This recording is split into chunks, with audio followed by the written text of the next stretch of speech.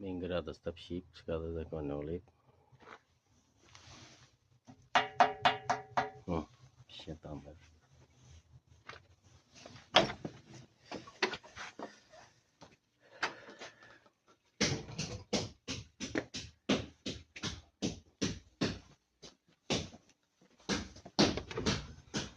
Aynen. Pişemizde. Hemmesi 100% pişen tandırlayın.